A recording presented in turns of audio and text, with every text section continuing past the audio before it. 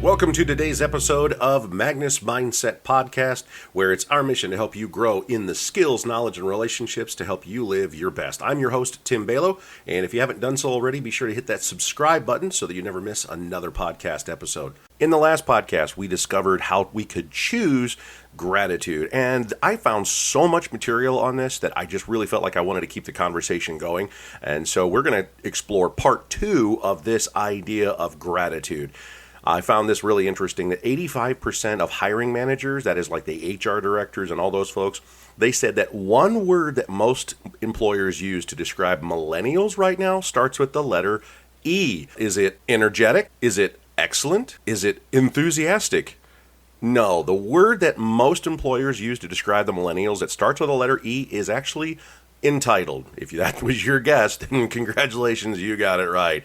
And honestly, it's the older generations that have created this entitlement generation. I'm not a millennial, so I find myself in this category where because of the divorce rates in our generations and mom and dad kind of trying to help appease the kids, they never said no. We created fail-proof environments. We have a whole lot of safety devices to keep kids from, accidentally hurting themselves. I'm not opposed to safety devices, but I used to climb trees without any kind of a safety harness. We also have ribbons and trophies simply for participating. And now we are a fast food generation. We have a McDonald's marketing, of course, that says you deserve a break today. We get irritated at the length of time that it takes to even order online. So we very quickly can have our attitudes are the entitlement, the give it to me now, I want it, I want it, I want it, I want it. We're going to talk more about that here in just a moment. But I want to just have this backdrop for our conversation today is that the opposite of entitlement is really the forgotten virtue of gratitude. Robert Emmons, he's a psychology professor and gratitude researcher at the University of California, Davis. He explains that there are 2 key components for practicing gratitude. Number 1 key component, we affirm the good things that we've received. We count them as a blessing. We recognize that there's value in them. We affirm the good things that we've received. Number 2 key component is that we acknowledge the role that other people play in providing our lives with goodness. It's not just self-sufficient. The old song, No Man is an Island, right? We recognize the role that other people play in providing that goodness into our lives. Most of us know it's important to express thanks to people, and those especially who help us or to silently acknowledge the things that we're grateful for in life. And here is an interesting research that linked gratitude with a wide range of benefits, including not only strengthening our immune system, but also helping improve our sleep patterns, helps us to feel more optimistic about things throughout the day, and we experience more joy and more pleasure, being more helpful and generous to others as well, and feeling really a lot less lonely and isolated.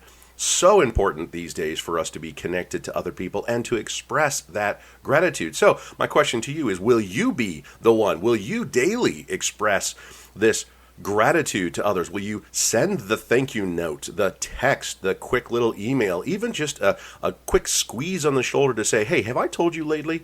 I really appreciate XYZ. Maybe it's a character trait. Maybe it's something they did. Whatever it is that brought a smile to your face, you want to just say, thank you. Tell those around who serve you, who work with you, who are under your care, or those who are even upstream who are taking care of you. So how do we get into this mindset of ungratefulness? Because that's what happens to us. And here's what I want you to do is throughout the course of the day, I want you to take a personal inventory, kind of like what we talked about in our last podcast. I want you to take a personal inventory, but I want you to recognize 2 phrases that are coming out of your, not necessarily your mouth, but at least out of your head.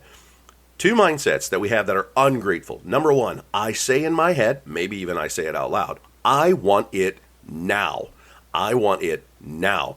I don't want to be waiting in line because, hey, that's just bad service. We've worked so hard on a Roth IRA or some kind of investments, and we've built our savings account, and poof, it's just gone in a matter of moments. Maybe in this particular economy, you've seen a downturn in your economic status, and you are feeling that. And so now it's a matter of, where'd it go? I want it now. This next generation, they certainly think that they should have the same lifestyle that their parents have had, but they shouldn't have to necessarily work for it. So what do?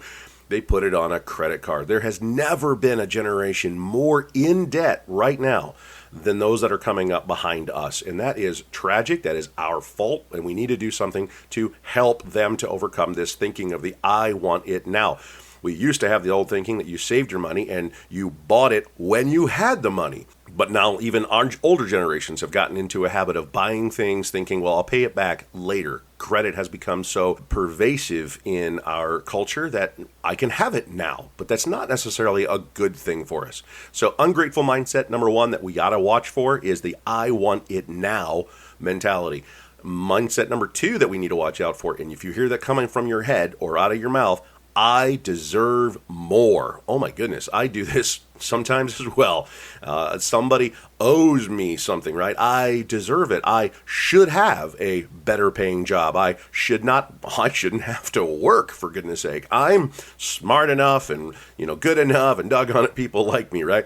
I shouldn't have to work. I deserve a company car. I have a cell phone, but man, it's just not good enough. Everybody else seems to be doing more and having more options on their cell phones. I'm just using an old phone, right? And I have the morning where you open the closet and touch everything in your closet and say, well, I have nothing to wear because I deserve more. When we're talking about this idea of exposing ungratefulness in our hearts, right, in our thought processes and in our mindsets, there's really three big areas that we might want to watch for. Find out where you're finding these things happen. Is it in the material and financial side of things, kind of the stuff, if you will? I should have a bigger TV, I should be making more money, that kind of idea of ungratefulness? Is your ungratefulness happening relationally? You're saying, hey, my significant other is not this. He's not that. She's not doing this. Maybe you're even in the place of relationally where you're saying, I don't even have the boyfriend, girlfriend, and I deserve that. I want one now. But it's not really doing anything to move in that direction. Or in the third area is our area of circumstances. I should have better health, better days, better weather, for crying out loud. We get so ungrateful about so many things. And again, with these two mindsets of the I want it now and I deserve more, we have to shift our thinking in this. So by nature, I can tell you, I struggle to be grateful, to be content, to be thankful. I have to make those efforts in my life to put myself into check.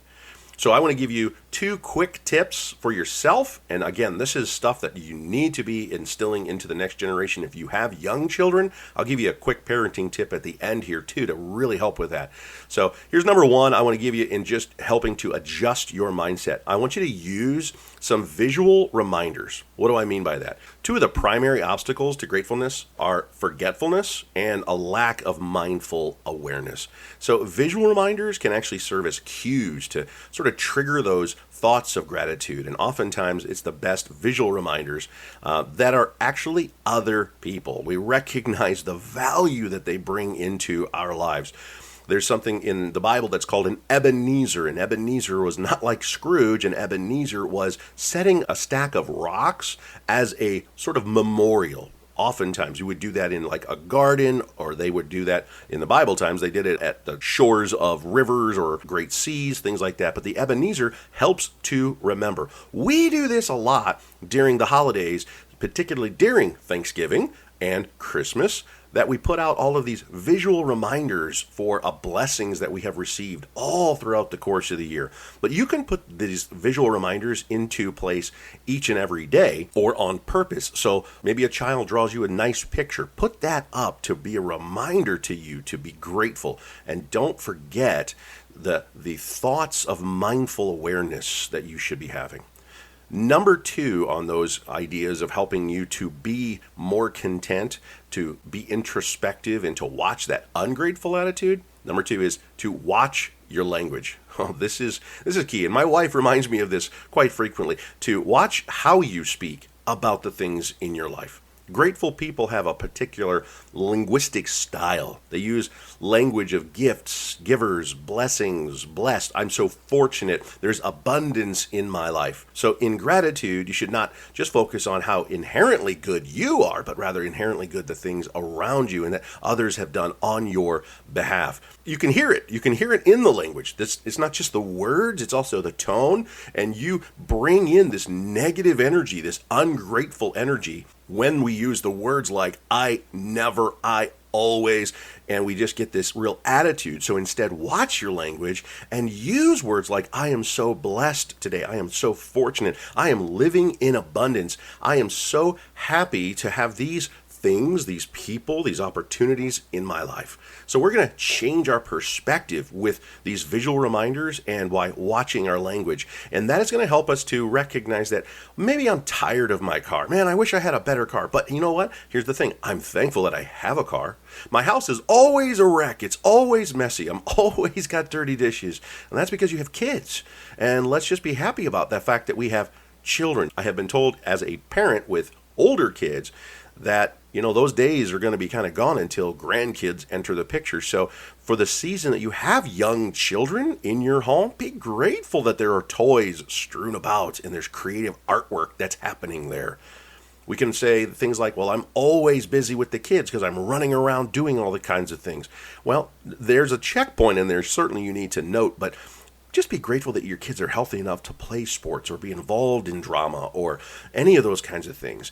Be grateful that they have the skills and interest, a passion to pursue some of those kinds of things. Oftentimes, I'm guilty of looking around my house saying, it's not right, it's not fixed, it's too small, or it's too big, or it's whatever.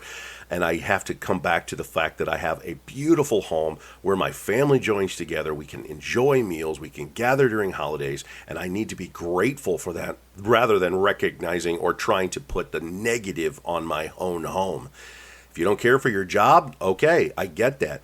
Perhaps you need to pursue a different career, look at different options, but also be thankful that you have an income that is helping to cover the cost of your life. All of these things are a matter of perspective. We change the visual reminders around us so that we can be reminded so that we don't lack the mindfulness and awareness. We also change our language. We watch our language and how we speak about these things. Okay, last thing, I want to give you parents a quick tip, something we used to do with our kids when they were much, much younger. It was a tradition we started when they were really tiny and continued that all the way through school, and that was during part of our bedtime routine, our kids would go and get their teeth brushed, get in pajamas, get everything ready for bed. We would gather together on the couch, and as part of our nightly routine, we did what we used to call highs and lows. And that was during the course of today, what was a high point for you, but then also what was a low point. The interesting thing with this is we were trying to allow not only recognition of the high and be grateful for that, but also to listen in and what did you struggle with today and what can we maybe teach into that with the low points. The difficulty with this, I'm just going to give you guys this quick tip, is that we found that the kids could really focus on the lows. They spent more time talking about the lows than they talked about the highs. So we adjusted. We said, what was remarkable about today? What was remarkable about today? And really trying to pull out that high point.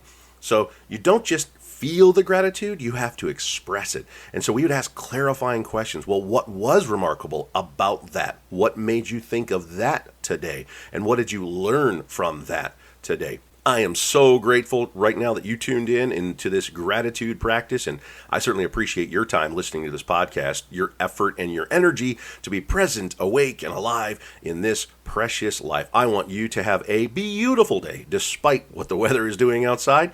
But do get outside, put your feet in the grass, enjoy some sunshine, and we will talk to you soon because we are warriors. If you enjoyed this podcast, make sure that you share it with a friend. Again, remember to click subscribe so you don't miss out on any of the episodes of this podcast. Thanks so much for listening, and we'll see you next time.